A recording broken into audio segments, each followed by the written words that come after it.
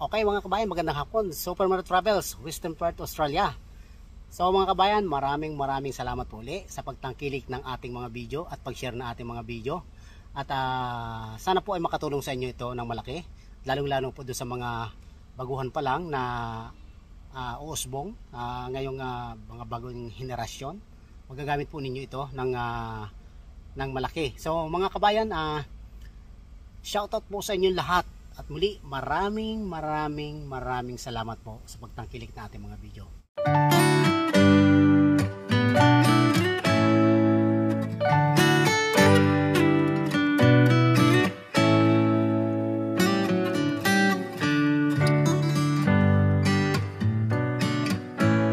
Kabayan, may ginagawa tayo dito, yung Hyundai Accent. Ang problema nito kabayan ay yung sa radyo. Ito. Kapag binubulyo mo, tumutunog yung speaker, tumutunog, alam mo naman yung pag tumutunog eh. So ibig sabihin okay siya. So ang problema lang itong radyo ay hindi siya makakuha ng channel. So ayun, so nireset ko na, ganun pa rin. So hindi pa rin makakuha ng channel. Kumbaga nag-ano yung radyo, kumbaga parang nagkakalak, gumaganyan yung yung radyo kapag nilalakasan natin yung volume. Ibig sabihin, yung speaker natin ay buo, front and rear. So, ngayon, chinik natin yung audio fuse, chinik natin yung wirings niya. So, intact naman lahat at saka yung antenna, intact naman lahat. So, ang ginawa ko kahapon kabayan para makasure pa ako na talagang yung radyo ang may problema ito. Tingnan ninyo. So, ito muna kabayan, kahit i-ano natin ito. Ayan kabayan, yan speaker, narinig nyo, tumutunog yan oh. Ayan. Pero kabayan, kahit i-scan natin, hindi tayo makakuha ng channel. Walang boses ng tao. Ayan. Wala, kahit dito sa FM3, ganun din, i-scan natin, wala din mga kabayan. Kahit sa AM, wala din. Ayan. Ayan o, wala din. So FM1 wala din. So ayun. So ito nga pala kabayan, ang pag ano nito, pag baklas nito. So parang merong guide dito sa ito. Yan o, parang merong guide diyan. Yan o, yan. Sisikwatin mo lang yung screw, tapos hahatakin mo na lang to. So ayan. So hindi ko na tinanggal to kasi nahirapan akong tanggalin yung isang connector na item. Pwede naman. So ito gag ng kabayan, ginawa ko kahapon. Merong apat itong bolt screw type yan. Saka dito, tatanggalin lang. So hatakin natin dito. So ito kabayan yung ginawa ko kahapon. Para makasigurado ako kabayan, binaypas ko to, binunot ko to. Yung antenna.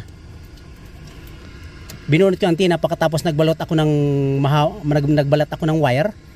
Yung balat na wire sinaksak ko rito. Tapos pinadaan ko dito sa bintana, papunta dito sa antenna dito. Kinabit ko doon yung kabilang dulo. Dito sa antenna dito. So ito kabayan ha, ito antenna ito. Natatanggal ito, napipihit ito. So kinabit ko dito siya, pinilupot ko doon, may balat din mo. Binalatan natin yung wire ha, end to end may balat. Para ano natin doon yung wire. So kumbaga kabayan, binaypas na natin itong ano dito, itong antenna, yung wire, yung cable ng antenna. Baka kasi nisip ko dito sa ilalim baka putol. So ayun, binaypas ko siya, lagyan ko ng mahabang wire, sinaksak ko rito dito kung saan ko binunot, sinaksak ko dito yung nakabalat na wire, binalatan ko yung end to end, tapos dinala ko dun sa tuktok. Kung nakita nyo kanina yung ko, so hindi pa rin tayo nakasagap ng signal. So pero yung speaker ay tumutunog. Ayan. So I decided to recommend to replace a new one. So pero hindi naman new yung na-replace dito. Ang binili nila kabayan ay second hand din. So ang binili nila kabayan ay second hand ito. Second hand din yung binili. Pero Hyundai din siya. So ito, Accent. Yan, Hyundai din siya. So ayan. So kakabit natin. Kakabit ko lang kabayan to. Kasi mahirap eh, wala akong taga video, alam nyo naman. Mario Travels lang ang nagbibideo. So ito, sinaksak ko na. Dalawang konektor lang naman ito kabayan eh. Papalitan natin ngayon. Dalawang konektor at saka sa antenna at saka ito pa isa. Itong kulay blue. Apat lang bubunutin mo rito. So ito, tapos saksak na antenna. So madali lang naman bunutin kabayan to. Hindi na mahirap. Ang medyo mahirap lang yung pagbaklas ito yung sa ito yung garnish niya. Ito kabayan, saksak na natin yan. Ito, apat lang naman yan, hindi naman kayo maliligaw diyan eh. Saka hindi papasok yan. Baka inaalala niyo ano kayo, magkabaliktad kayo. Hindi naman papasok yan, magkaiba ng size yan. Pero merong mga konektor na magkakaparehas. Magkaparehas kaya maging aware kayo pag bago pa lang kayo. So pagkatulad namin ay kabisado na namin yan, okay? Yan, bubunutin mo lang yan dyan, yan oh. Panatanggal na dito yung mga ano. So at saka may ano dito, may guide. Ilalagay nyo lang, ito yung guide oh. Yan. Yan, saka dyan oh. Yan yung guide. So dito yung screw. So hindi ako pwedeng magkabit ng screw na isa lang kamay. Baka mahulog, mahirap maghanap. Ayan kabayan. Shazzy, the Bill is a really great show. Great show, but not on a Saturday night, Sissy. No, that's true. And this sounds like it was a while ago too, was it? A long time ago now. Yeah, when you were like, you know, that you wanted to hit that D floor. So ayun kabayan, di ba may boses na siya, dati wala. So ibig sabihin, mismong radio itself ang may problema. So ayun, gano'n lang kabayan kadali. Pero mahirap pa hatulan niyang kabayan. Kailangan i-check mo nang mabuti. So hindi tayo dapat basta-basta maghatol radyo. So paano kung ang lagay kapag sinalpak natin, ganun pa din problema. So magkakawindang-windan ang buhay natin doon. Kasi siyempre magtatagal ka, hanapin mo yung problema. So at the end, pag time na ng ginagawa mo, ibig sabihin may flat time to, tatanungin ka nung controller mo, oh, kamusta yung ginagawa mo. So lalo na pag nakita kang nagbubulat-bulat ka, ay ang thinking nila magsasalpa ka ng radyo lang kasi na-diagnose mo na. So magkakaproblema na. Sabi mo radyo, nirekomendahan mo, di ba pinacheck ko na sa iyo kahapon, no? Binigyan kita ng oras, tapos ganun pa rin. So doon nagkakaroon ng problema kabayan. So ito, remind everyone what you did with your iron. ayan, di ba? Meron ng boses. So, okay na. So safe na tayo. Ayan, so hindi pa naman tayo kabayan sa diagnosing natin. Hindi pa naman tayo sumasablay. So nagkakamali din tayo. So pero do sa mga ganitong mga pa-approval, lalo do sa mga malalaki kontrabano nakaraan.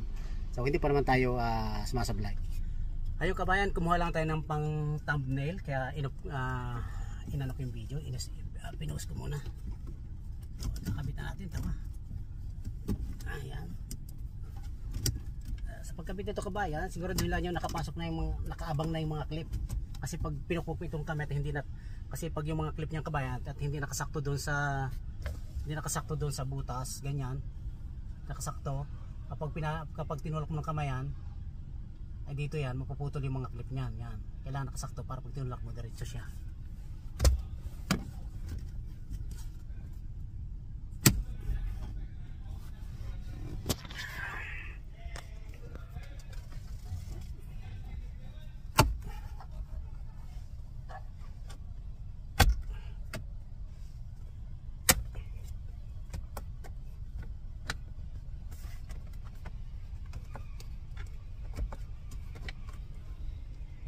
Ayan kabayan, kailangan natin nakalapat dito.